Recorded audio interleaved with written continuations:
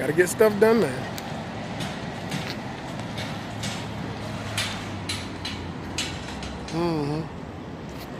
So, top of the morning, spending money. I didn't have such a eventful evening, so I gets up in the morning and gets it in to make up for the slack and lack of activity. But that's okay, you know. Everything that I do is something that has to be done anyway. So it's all on a need-to-do basis.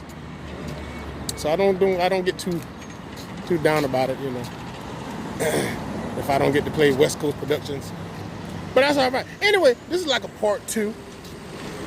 Part 1 is on Instagram. So you're not going to get it all if you don't share and like and subscribe to all of my avenues of media content.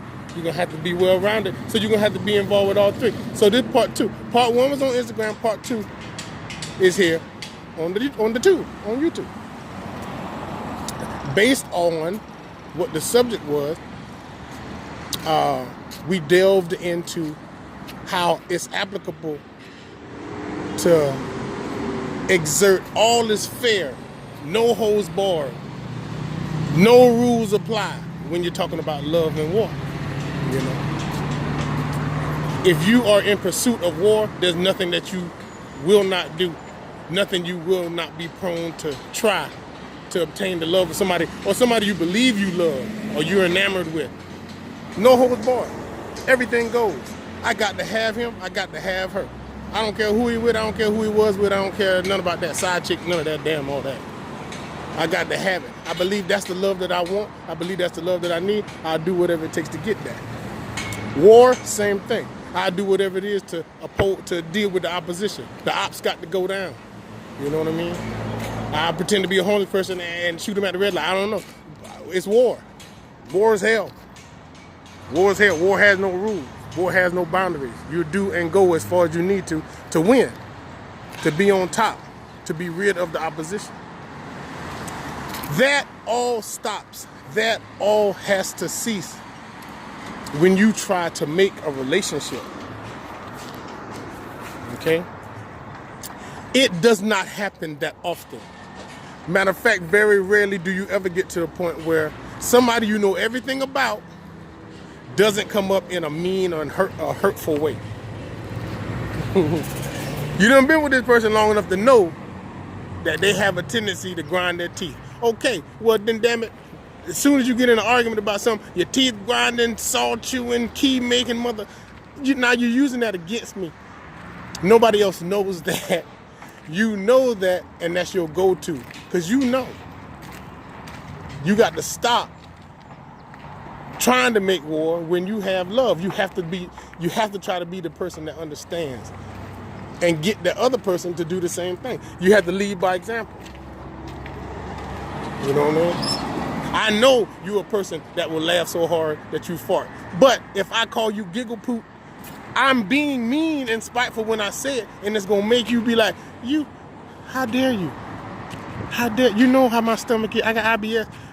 How could you? You know what I'm saying? You went there to be mean and spiteful. You know what I'm saying? Because of an argument or because of a disagreement. Now you're no longer talking about the subject. You're talking about personal information. You're talking about stuff that's, near and dear to them, and you're using it against them. Because why? Because you know it. You're privy to that information. You're creating war where there should be love, and you got to try to refrain from doing that. You're armed with everything it takes to destroy this person. You know everything. You know everything. You know what I'm saying? You know where her mama hide the money in the shoebox. You know where her daddy keep all the good tools. You could go and rob them people and leave, but that's war. You're starting war. Now you're going from being in a situation where you got somebody that loves you and you love them to I know they're going to try to kill me next time I see them. But you have to stop war when you have love and act in the way of love. Act in the way of of being in love. And then treasure that. It's very precious. It's pretty good. I ain't gonna lie. But some of the worst arguments, fights, maiming, burning, scarring, shooting, stabbing, killings have come from where you know, everybody who was a witness would be like, yeah, they together. They was together. They loved each other. I was at their wedding. I was in the wedding. I was in the stabbing. That mean, like I used, from love came some of the harshest, most hurtful stuff. You know? So you have to be in err on the side of love if you have it, and treasure it and cherish it. You know, and stay away from war and battling and all that disagreement. That may have been you when you were young. I argue with everybody. You got to stop that when it come to your man. You know what I'm saying? I'll fight 2 cops. Not with your woman though. You should stop. You should stop, and you should stop that for, you know, risking the freedom to be with her. That's why you don't go out fighting in the club no more. I don't want to be separated from my woman. I don't want to be separated from my kids. I want to be at home with them. But then you got to stop going to the club, and soon as Lil John come on, you want to punch people with a bottle. You got to stop all that. Err on the side of love. You will spend more time with the people you love and care about. That's going to make for a better life. That's going to make you live longer. That's going to make you smile when everybody else frowning, because you got that, because you protected it, and you with it. You're nourishing it. You know what I'm saying? Err on the side of love, man. It'll save your life. It'll save your life. You know?